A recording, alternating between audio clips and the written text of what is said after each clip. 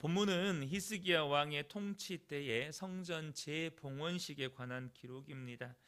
하나님의 예비하심 속에 히스기야는 지도자들과 함께 성전을 재봉헌하는 첫 예배를 올렸습니다. 나라의 성소와 유다 백성을 위한 속죄와 번제를 여호와의 제단에 드립니다. 온 회중이 하나님께 엎드려 경배했고 왕과 백성은 자원하여 제물을 바칩니다. 이 모든 과정은 하나님이 모세와 다윗을 통해 주셨던 율법과 예배의 규례에 따라서 진행된 기쁨과 감격의 예배였습니다.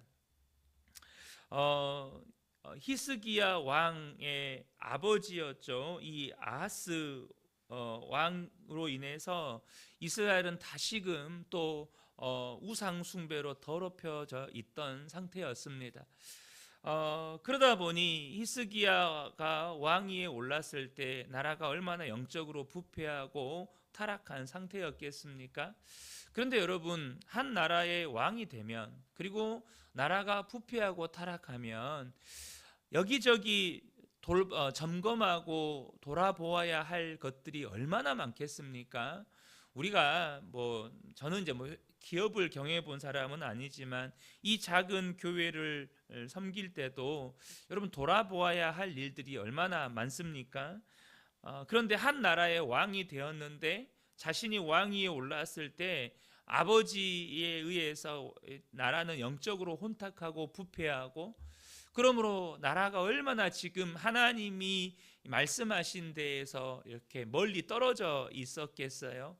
그러니 나라를 손보고 돌아보아야 할 국정 전반에 걸쳐서 할 일들이 너무 많은 거죠.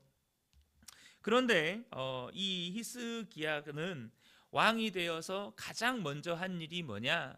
그것은 바로 하나님 앞에 성전 재봉헌식을 통해서 성전 예배를 재개하는 것이었습니다. 한 나라의 왕이 되어서 가장 먼저 시작한 게 뭐냐면 성전을 다시 건축한 건 아니에요. 잃어버렸던, 그러니까 이스라엘 백성들이 잃어버렸던 이 성전 예배를 다시 시작했다는 거죠. 그의 봉헌식은 죄를 회개하고 하나님의 속죄를 구함으로써 하나님과의 단절되었던 관계를 회복하는 데 목적이 있었습니다. 그래서 그는 일찍이 일어나 지도자를 모은 다음에 송아지, 순양, 어린 양, 순염소 각각 7마리로 번제와 속죄제를 드립니다. 제사장들은 제물을 잡아서 그 피를 제단에 뿌리죠. 특별히 순염소에 손을 얹어서 대속의 제물을 드립니다. 제사장들은 그 제물을 잡아서 그 피를 제단에 뿌립니다. 그러니까 히스기야는 왕의 통치의 시작을 이 봉헌식을 통해서 하나님 앞에 잃어버렸던 이 성전 예배를 다시 드림으로써 시작하는데, 그 성전 예배의 시작에서 가장 중요한 것은 속죄의 제사였습니다. 하나님과 백성의 화해가 이스라엘의 회복과 또 이스라엘의 통치의 첫 출발이자 변화의 능력이었기 때문입니다. 앞서 방금 잠깐 언급드렸던 것처럼 왕이 통치를 시작했으니, 무엇보다 아버지 때에 우상 숭배로 말미암아서 나라는 완전히 혼탁해져 있으니 국정 전반에 걸쳐서 준비하고 점검하고 실행해야 될 일이 얼마나 많겠습니까? 그러나 히스기야 왕은 하나님과의 관계 회복을 최우선으로 두고 있다는 것이죠.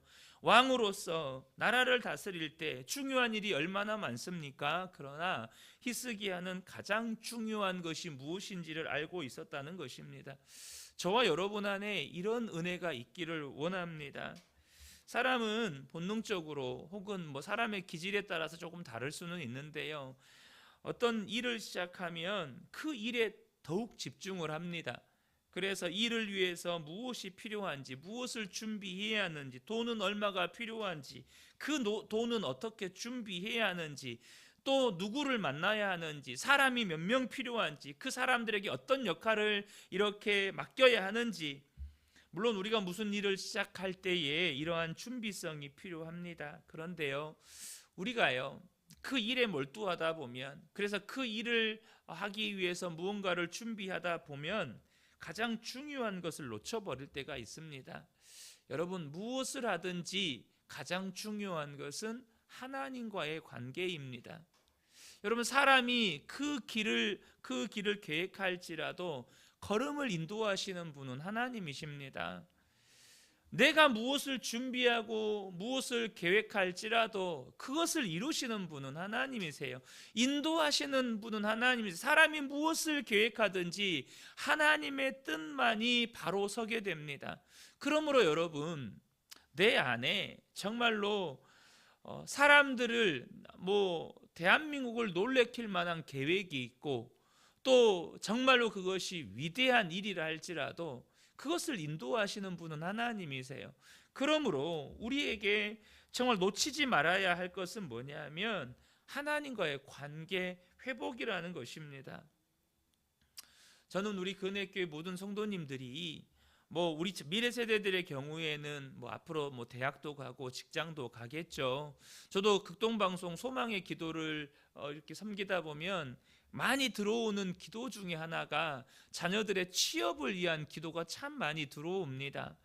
저는 그럴 때마다 정말로 빼놓지 않고 하려는 기도가 뭐냐면 그 자녀의 취업을 위해서도 기도하지만 그 자녀의 하나님과의 관계를 위해서 정말 빼먹지 않고 기도를 하려고 합니다. 여러분, 대기업에 들어가면 뭐합니까? 혹은 저와 여러분이 또 사업을 할 수도 있겠죠. 사업을 해서 정말로 연 매출이 수십억 수백억이 될 수도 있겠죠.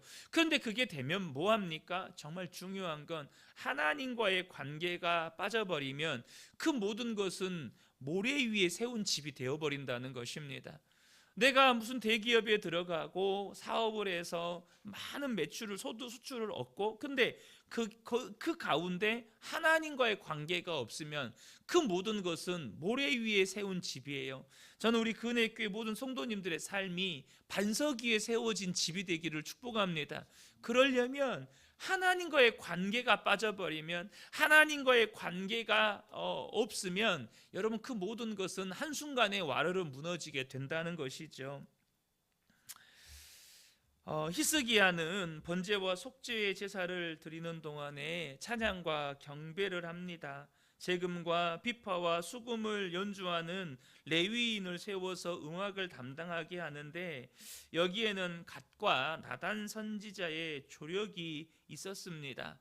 그러니까 단순히 내가 원하는 내가 드리고 싶은 예배를 드렸다는 것이 아니라 혹은 탁월한 음악가들을 세워서 정말로 그 전문적인 프로페셔널한 그런 음악으로 예배를 드릴 수도 있었겠죠. 그런데 중요한 건 갓과 나단 선지자의 조력이 있었다는 거예요. 여러분, 우리의 예배팀이 기술적으로 우리의 예배가 혹은 기술적으로 프로가 될 수 있겠죠. 그러나 여러분, 하나님의 말씀의 지도를 받아서 예배가 세워져야 한다는 것입니다.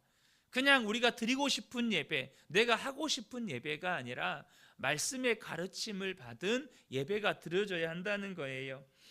제사장들이 번제를 드릴 때 백성들은 악기 연주에 맞춰 함께 찬양을 드렸습니다. 제사를 마친 후에 모두가 엎드려 경배를 하죠. 찬양에는 다윗과 아삽의 시편이 사용되었고 모두 즐거움 가운데 서로 화답하면서 하나님을 찬송했습니다. 그러니까 여러분, 이 히스기야가 성전 재봉헌식에 드렸던 예배를 보면 갓과 나단 선지자 또 다윗과 아삽의 시편이 활용되고 수많은 악기를 담당한 레위인들이 참여하고 그렇게 하나님의 지도를 받아서 이렇게 예배가 이렇게 구성이 됩니다. 어느 것 하나 소홀할 수 없고 모두가 기쁨으로 힘을 다해서 참여할 때 그것 가운데 정말 하나님의 은혜가 임했다는 것이죠. 저는 오늘 이 히스기야 성전 재봉헌식에 드려졌던 이 예배를 통해서 다시 한번 우리의 예배를 돌아보기를 원합니다. 정말로 여러분, 참된 예배는요, 온 마음과 온 힘을 다해서 드리는 예배입니다. 마태복음 22장 37절에 보면 예수께서 이르시되 내 마음을 다하고 목숨을 다하고 뜻을 다하여 주 너의 하나님을 사랑하라, 이렇게 말씀하고 계십니다. 지금 히스기야가 드리는 이 성전 봉헌식의 예배를 보면 마음을 다하는 예배입니다. 힘을 다하는 예배고 목숨을 다해서 뜻을 다해서 하나님께 드리는 예배였다는 거예요. 저는 우리의 예배가 정말로 하나님의 충만한 은혜가 임하는 예배가 되기를 원합니다. 그런데 정말로 그렇게 하나님의 충만한 은혜가 임하는 예배가 되려면 우리의 예배가 합당한 예배여야 한다는 것입니다. 하나님이 받으시기에 합당한 예배여야 한다는 거예요. 마음을 다하는 예배, 목숨을 다하는 예배, 뜻을 다하는 예배, 전심으로 드리는 예배여야 한다는 거예요. 저는 우리 성도님들께 도전하고 싶습니다. 여러분, 예배 드릴 때 마음을 다해서 드리셔야 합니다. 심지어 내가 하나님과 내 생명을 바꾸어도 좋습니다라는 그런 심정으로 하나님 앞에 예배 드려야 한다는 거예요. 그래서 여러분, 오늘 본문에 보면 히스기야가 그렇게 하나님 앞에 온 마음을 다해서 예배를 드릴 때 그곳에 정말 압도적인 은혜가 임합니다. 그래서 어떤 결과가 나오냐면 이제 그 예배가 마쳐지고 히스기야가 백성들에게 이제 제물을 가져와서 하나님 앞에 드리라 그래요. 31절에 보면 이에 히스기야가 말하되 너희가 이제 스스로 몸을 깨끗하게 하여 여호와께 드렸으니 마땅히 나와 제물과 감사 제물을 여호와의 전으로 가져오라 하니 회중이 제물과 감사 제물을 가져오되 무릇 마음에 원하는 자는 또한 번제물을 가져오니, 하나님 앞에 이제 감사의 제물을 드리라는 거예요. 은혜가 임하잖아요. 이들이 감사의 제물을 드리는데 얼마나 많은 감사의 제물을 가져다 드리는지 제사장이 부족한 거예요. 그 제사장이 부족하니까 이제 함께 있는 레위인들이 제사장들을 돕기 시작합니다.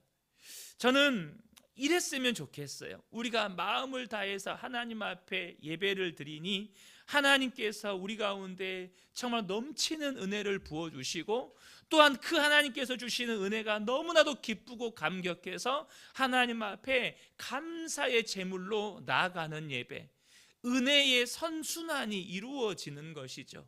내가 하나님 앞에 마음을 드리고 하나님께서 내게 은혜를 부어주시니 나는 또 자원하여 내 삶을 하나님 앞에 올려드리고 또 하나님은 내 삶 가운데 넘치는 은혜를 부어주시고, 이것이 이 히스기야의 성전 봉헌식 때 이루어졌던 놀라운 은혜의 역사였습니다. 저는 우리 근혜교회 모든 성도님들의 삶에 이런 은혜의 선순환의 역사, 하나님 앞에 전심으로 예배드리고 하나님은 내 삶에 또 은혜를 부어주시고 나는 기쁨으로 또 내 삶을 하나님 함께 내어드리고 하나님은 또 내 삶을 축복하시고, 이런 은혜의 선순환의 역사가 우리 모든 성도님들의 삶에 임하시기를 예수님의 이름으로 축복합니다.